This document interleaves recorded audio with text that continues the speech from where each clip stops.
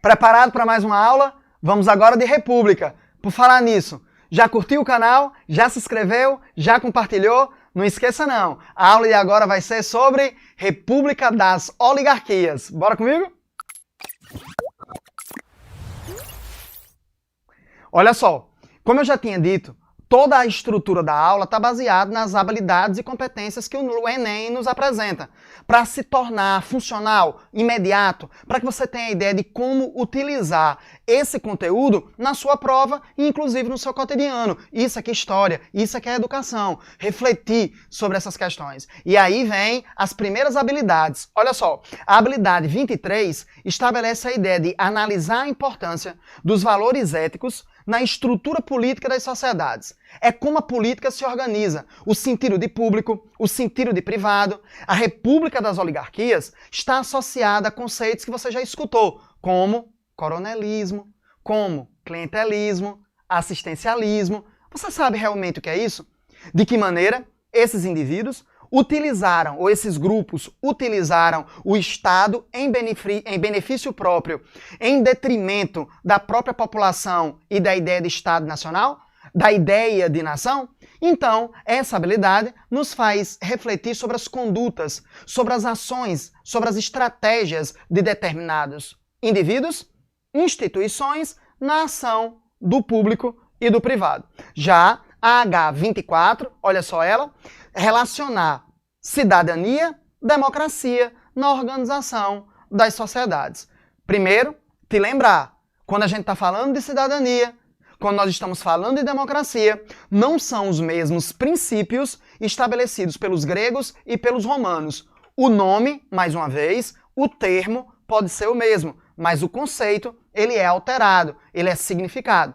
O nosso princípio básico, ele volta-se ao iluminismo burguês do século XVIII, estabelecido na Inglaterra, na França, nos Estados Unidos, mas mesmo assim, em 2020, 2021, no mundo do século XX e XXI, as ideias de cidadania, as ideias de democracia não são as mesmas. Será que na República das Oligarquias, esses conceitos de cidadania, de democracia, de ação do indivíduo dentro da sociedade eram operados no conceito burguês? Será que o Brasil realmente se configurava como uma democracia? Será que você sabe efetivamente o que é cidadania e consegue fazer a diferença entre o discurso e aquilo que se operacionaliza no mundo cotidiano?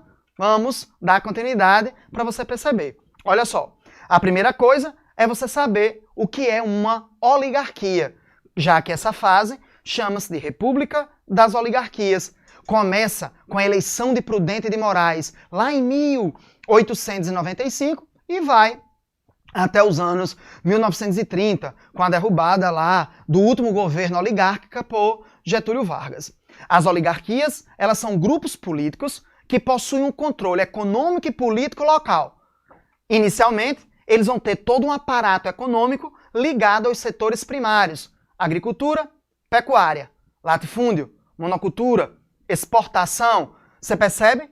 A estrutura dessas oligarquias, ela é igual à estrutura que existia no século XVI, século XVIII, século XIX?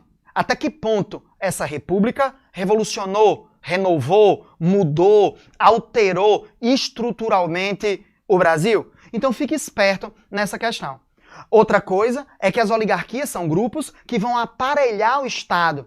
Eles vão controlar o Estado em primeiro, segundo, terceiro escalão, numa relação clientelista, em que indivíduos que eles colocam na administração pública operam os interesses privados desses indivíduos. Eles se apropriam do Estado, eles criam exatamente um discurso de associar o público ao interesse privado, sem você perceber que o benefício que a nação está tendo, que o Estado está tendo, que o município está tendo, está muito mais associada aos interesses privados desses grupos. Cuidado, porque a oligarquia não é necessariamente família.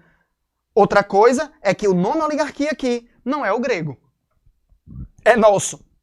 dentro de uma operação muito própria e significativa. Então não confunda lá os termos quando o professor de Sociologia ou o professor de Filosofia utilizá-los. A operação do nome oligarquia, do termo oligarquia para a gente, historiador, para sua prova de história, ele é um pouco diferente. Tranquilo?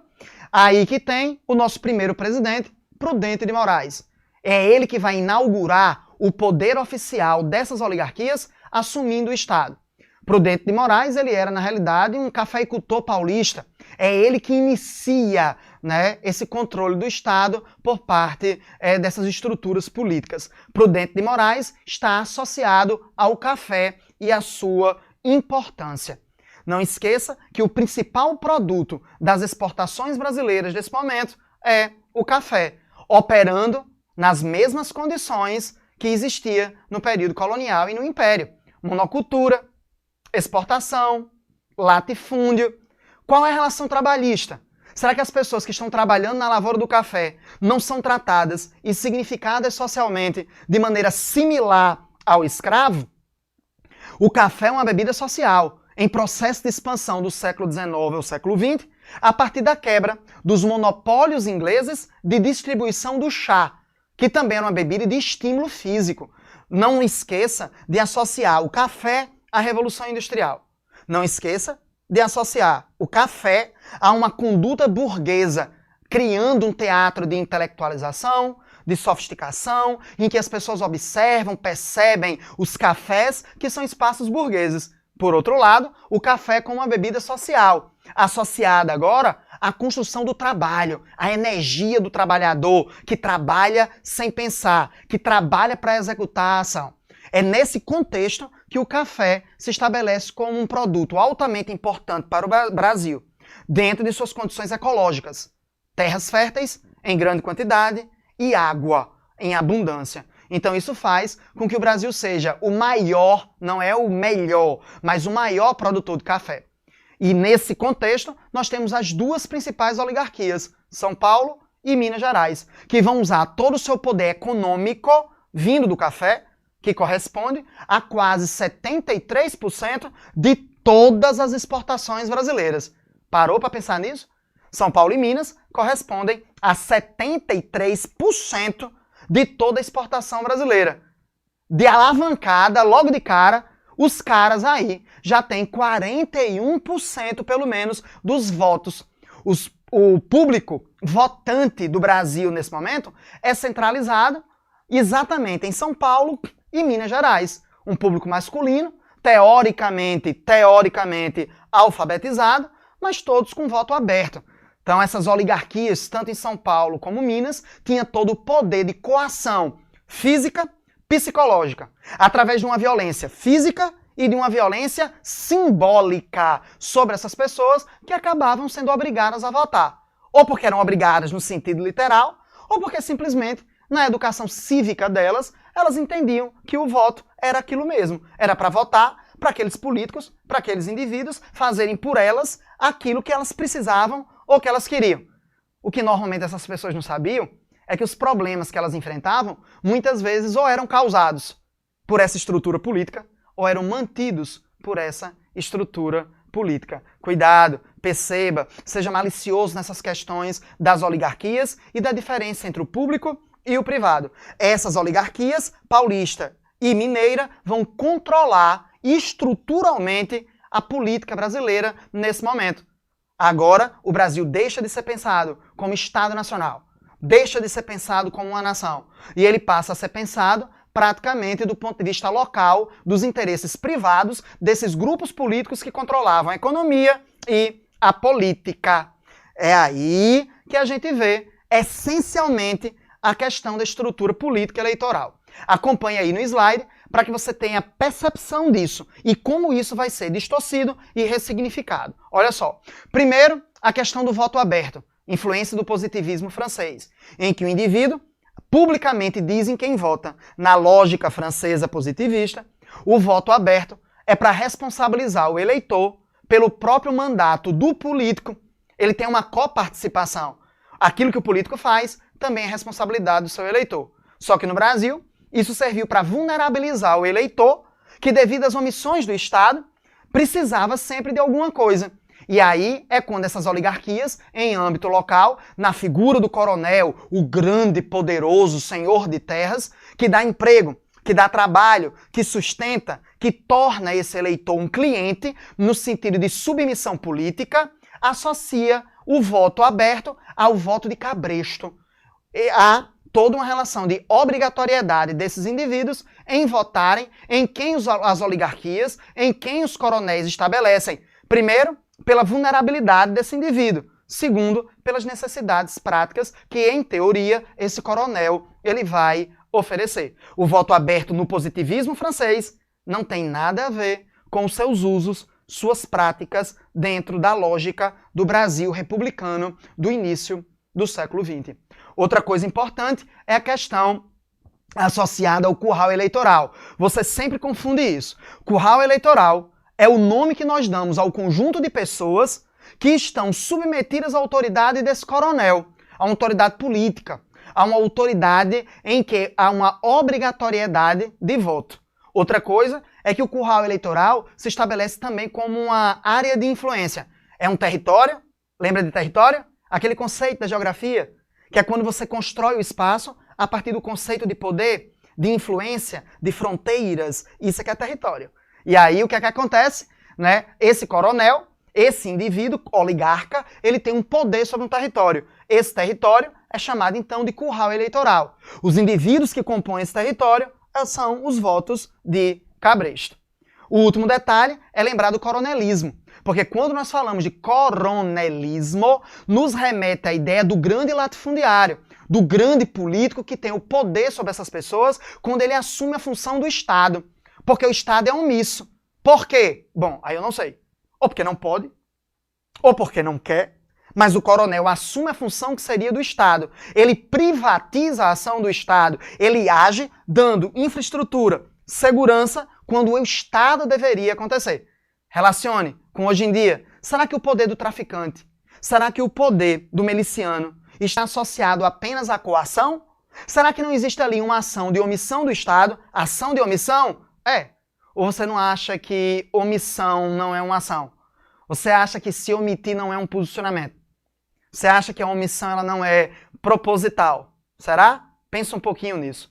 Contudo, é nessas omissões que o Estado, né, é substituído por forças privadas. E aí você tem todo tipo de miséria, você tem todo tipo de exploração, você tem todo tipo de violência. Aprenda uma coisa, não existe vacância no poder. Não existe vacância no poder. O poder é epitelial. Quando você tem um buraquinho, ele vai ser fechado. Quando você tem uma fissura, ele vai ser fechado. Se o Estado não assume sua função, alguém assume. E isso pode ser potencialmente catastrófico. O exemplo é a República das Oligarquias nesse momento. Numa estrutura dessa, será que havia realmente democracia? Pense um pouco sobre essas questões, tá? Nós temos duas políticas básicas na estrutura, né, do que é essencial, que vai ser a política dos governadores e o café com leite. Primeiro, café com leite é o apelido que os jornalistas deram a uma política extraoficial entre São Paulo e Minas sobre a indicação do presidente da República. São Paulo, maior produtor de café. Minas, o maior produtor de laticínios. Mas, claro, a importância de Minas não é a produção de laticínios. É o maior colégio eleitoral do país e o segundo maior produtor de café. Por isso, café com leite é um apelido, é uma brincadeira, é uma crítica que a imprensa da época fazia a São Paulo e Minas. Mas não é porque Minas produzia leite. Por favor, agora pense um pouco, enriquecendo com você sobre essas questões. Um detalhe também é que o café com leite não é uma alternância entre São Paulo e Minas. Não é, vou repetir, não é. Um mandato é São Paulo, o outro é Minas, um é São Paulo, o outro é Minas. Esqueça isso. Como nem todos os presidentes do Brasil, nesse momento, eles eram paulistas ou mineiros. Nós tivemos cariocas e nós tivemos nordestinos também aí. O que vai estar no poder como presidente é aquele que está associado aos interesses dos cafeicultores paulistas e mineiros. Então não tem uma alternância e nem precisa ter uma regionalidade de ser paulista ou mineiro. Por outro lado, A república dos governadores, a política dos governadores, está associada a uma aliança entre o presidente da república e o governador do estado. Esse governador vai receber apoio, verba, financiamento, vai receber a não intromissão do presidente em assuntos locais, em troca do governador usar a máquina eleitoral a partir do coronel que está lá na base para eleger um Senado e uma Câmara dos Deputados que apoiasse o presidente da República. É por isso que praticamente não se teve conflitos nesse momento. Claro, o Brasil não tinha nem partido de oposição. O único partido que existia no Brasil era o Partido Republicano, regionalizado. Paulista, norte rio-grandense, mineiro, carioca, gaúcho, mas de qualquer maneira, o que você tem que se tocar é exatamente que esse presidente da República se alia ao governador, o governador elege um congresso favorável ao presidente e o presidente faz aquilo que o governador quer. Essa política que se entende como normal, como natural, é na realidade fruto de um clientelismo que fez muito mal ao nosso país. Não esqueça dessas questões. E aí, no Enriquecendo com você agora, a gente tem aquela parte da análise, da reflexão. Não esqueça de curtir, de divulgar e de se inscrever no canal não, viu? A parte da aula de agora é sobre o patrimonialismo. Será que você sabe o que é? Patrimonialismo é quando o indivíduo não consegue fazer a diferença entre público e privado. É quando o indivíduo ele usa a máquina pública em benefício privado, em benefício próprio, e ele não consegue nem perceber o que ele está fazendo. O patrimonialismo é o pai, é a mãe de todas as corrupções que existem no nosso país. É a ação do indivíduo em benefício próprio usando a estrutura pública. Isso vai do político de mais alto cargo ao indivíduo comum. 2 exemplos. Quando, por exemplo, os próprios políticos se utilizam da sua força no Congresso para criar, estabelecer leis que favorecem eles próprios.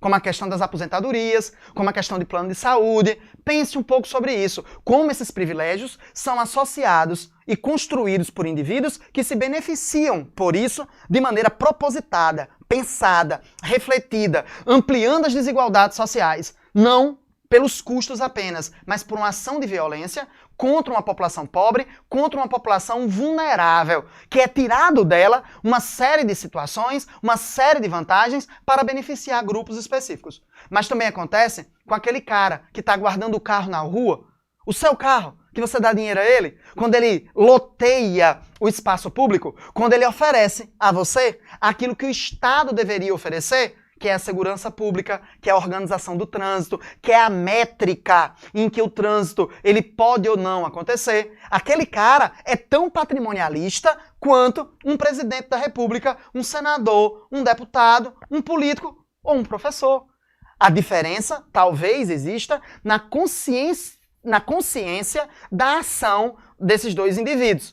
De qualquer maneira, o patrimonialismo acontece quando o poder privado substitui o público ou o poder privado se utiliza do público em benefício próprio. Enriquecendo com você em mais uma aulinha.